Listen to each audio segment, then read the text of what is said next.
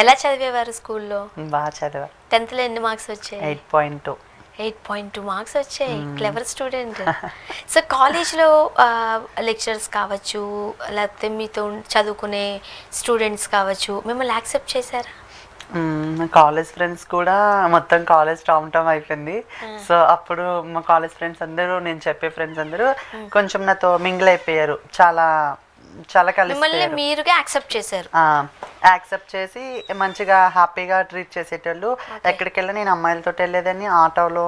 ఇంకా నేను మా రఘుమండ నుంచి విజయనగరం మా మమ్మీ వాళ్ళు ఏం చేశారంటే సైకిల్ తొక్కొని వెళ్ళని చెప్పేటోళ్ళు అబ్బాయిలు. మా ఊరు బాయ్స్ అందరూ కాలేజ్కి వెళ్ళేటప్పుడు సైకిల్ రన్ చేసుకుంటూ పోతారు విజయనగరంకి. సో అమ్మాయిలందరూ ఆటో పైన వెళ్ళాలి. నేనేం చేసేదాన్ని, ఈ సైకిల్ కొనేసి ఇచ్చారు నాకు. సైకిల్ తెల్లాలని చెప్పి ఒక రోజు ఏదో ఒకటి గాలిప్పేయడము, చైన్ తెంపేయడము, బ్రేకులు తెంపేయడం, అటువంటి పనులు చేసి లాస్ట్ నేను ఆటోల పైన వెళ్ళాలని చెప్పి మా మమ్మీని చాలా నాటీ థింగ్స్ చేశారు. చిన్నప్పుడు అన్ని అటువంటి ఐడియాలు వస్తాయి కదా, మైండ్ సెట్. సో నేను కూడా అమ్మాయిలతో ఆటోతో మంచిగా ఎంజాయ్ చేస్తే ఇంటర్ సెకండ్ ఇయర్ కంప్లీట్ చేస్తా. ఓకే, ఇంటర్ ఏ గ్రూప్ మీది? బైపీసీ. ఎన్ని మార్క్స్ వచ్చాయి? 807.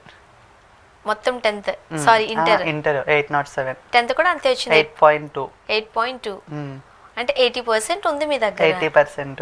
ఓకే, సో బాగా చదువుకునే అమ్మాయి మీరు. Okay, one fine day inter అంటే ఎగ్జామ్స్ అయిపోయిన తర్వాత బయటకు వచ్చారా? చెప్పారా ఇంట్లో వెళ్ళిపోతున్నా నేను అని? లేదు, ఇంటర్ అయిపోయిన తర్వాత నేను నీట్ లాంగ్ టర్మ్ కోచింగ్ తీసుకున్నాం. నీటు. సో ఎగ్జామ్స్ రాశాను. నీట్లో కూడా అంత రిజల్ట్ రాలేదు. 58% వచ్చింది. 58% వచ్చింది అనేసి నేను ఇంకా సీట్ రావడం కష్టం కదా. ఇప్పుడు మాది చాలా పూర్.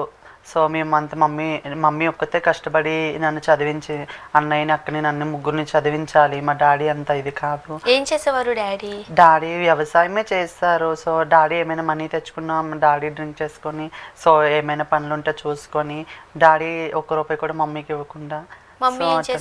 మా మమ్మీ విలేజ్లో ఏం పని ఉంటే ఆ పనికి వెళ్ళి ఎండనక వాననక కష్టపడుతుంది. ఎంత ఇవ్వని ఎంత చేయని, ఏ పని ఉన్నా ఒక్కరోజు మా ఇంటికాడ కూర్చోమ్మన్నా సరే కూర్చోదు.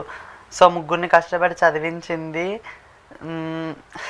మరి అలాంటప్పుడు మమ్మీకి ఇంకెంత కష్టంగా ఉంటుంది కదా. ఎందుకంటే ఊరు విలేజ్ అర్థం చేసుకోవడానికి టైం పడుతుంది మమ్మీకి. మిమ్మల్ని ఏమనాలి తెలియదు, తనకి ఏం చేయాలో తెలియదు. పైగా మీరు ఎంత బాగా చదువుతున్నారు. ఫెయిల్యూర్ అనుకోండి, అది వేరే విషయం. వీడేం చదవట్లేదులే అని అనుకునేది తల్లి. మీరు బాగా చదువుకునేసరికి ఏమనుకుంటారంటే మంచి ఉద్యోగం చేస్తాడు, మమ్మల్ని కాస్త బాగా చూసుకుంటాడు, ఈ కష్టాలు ఇప్పటికైనా పోతాయిలే అనుకునే మంచిగా చదివిద్దాం అనుకున్నారు. నాకు కూడా ఒక ఎంబీబీఎస్ గైనకాలజిస్ట్ అవ్వాలని మంచి ఇష్టం. గైనకాలజిస్ట్ అవ్వాలంటే చాలా ఇష్టం. సో నేను ఎలా అయినా సీట్ కొట్టాలి అనుకున్నా.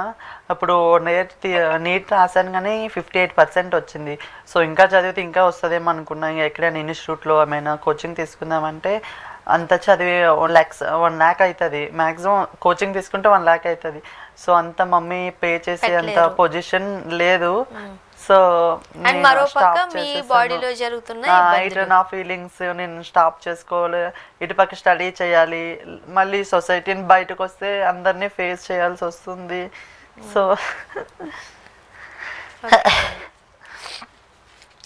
అలా అయిపోయింది. సో ఇంటర్ అయిన తర్వాత మమ్మీకి చెప్పి హైదరాబాద్ వచ్చారా? లేదు, ఫస్ట్ ఎవరికి చెప్పుకున్నా, ఇంట్లో నుంచి ఎలా వచ్చేసారు పారిపోయి? నా దగ్గర ఒక మనీ లేదు, ఏమీ లేదు. అలా నా దగ్గర ఇక్కడ మనం ఒక ఊరికి వెళ్తున్నాను, ఎవరో ఒకరు తెలిసిన వాళ్ళు ఉండాలి కదా. మనం బస్సు ట్రైన్ దిగిన తర్వాత బయటకు వచ్చిన తర్వాత మనం ఎక్కడికి వెళ్ళాలి అనేది ఒక ఐడియా ఉండాలి కదా. సో నేను హైదరాబాద్ రావాలని నాకు ఉంది. సో ఇంట్లో నుంచి చేయకుండా బట్టలన్నీ లగేజ్ చదువుకొని నా దగ్గర ఒక 200-300 ఉంటే ఫస్ట్ ఇంట్లో నుంచి చెప్పుకొని వచ్చేసి హైదరాబాద్ వైజాగ్ దాకా బస్ ఎక్కేసి వైజాగ్ రైల్వే స్టేషన్లో టికెట్ తీసుకోకుండా ట్రైన్ ఎక్కేసాను. సో అతనికి కూడా దొరికేసిన తర్వాత కోచ్కి ఇలా చెప్తే అతను కూడా జాలిపడి వదిలేశారు. మళ్ళీ ఇక్కడికి వచ్చిన తర్వాత కాచిగూడలో ఒక 2 days స్టే చేశాను.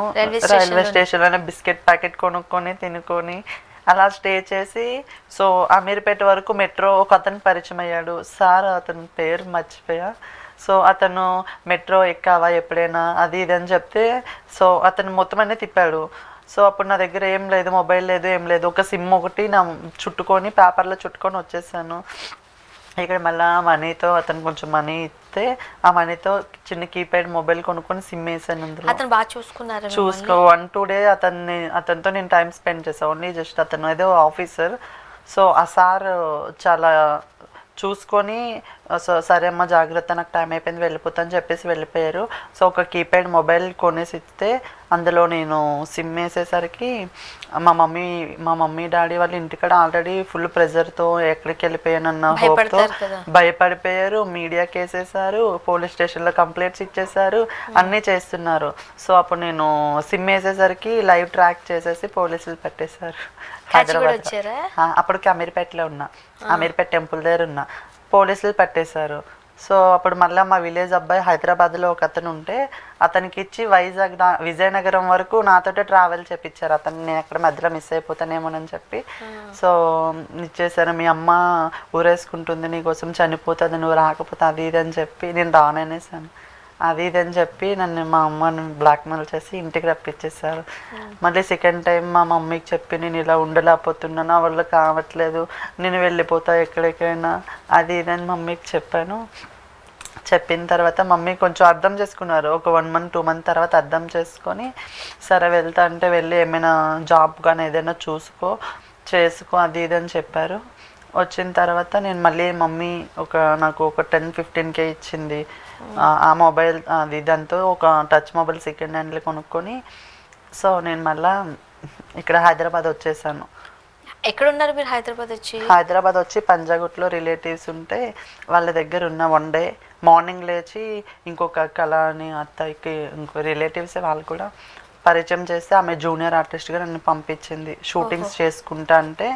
సో ఇలా కృష్ణనగర్ గడ్డ పైన ఇలా నిల్చుంటే ఇలా బస్సెస్ తీసుకొస్తారు, ఇలా ఎక్కిస్తారని చెప్పి అక్కడ చుట్టాలు పట్టుకుని వచ్చి ఒక అమ్మాయికి మిమ్మల్ని హ్యాండ్ ఓవర్ చేశారు. అప్పటి నుంచి మీరు ఓన్ గానే ఇంకా వాళ్ళ ఇంట్లో చాలా డేస్ నేను షూటింగ్స్ చేస్తూ వాళ్ళ ఇంట్లో ఉండి వాళ్ళు చెప్పిన పనులు ఇల్లు వడ్డం చేయడం, వాళ్ళ ఆఫీస్లో వర్క్ చేశారు.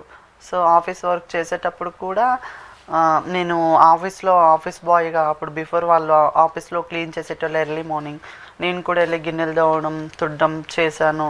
ఒక 2-3 months షూటింగ్స్కి వెళ్ళేదాన్ని. షూటింగ్స్ ఏం మనీ ఏమి ఇచ్చేటోళ్ళు కాదు, ఫుడ్ పెట్టేటోళ్ళు అంతే. సో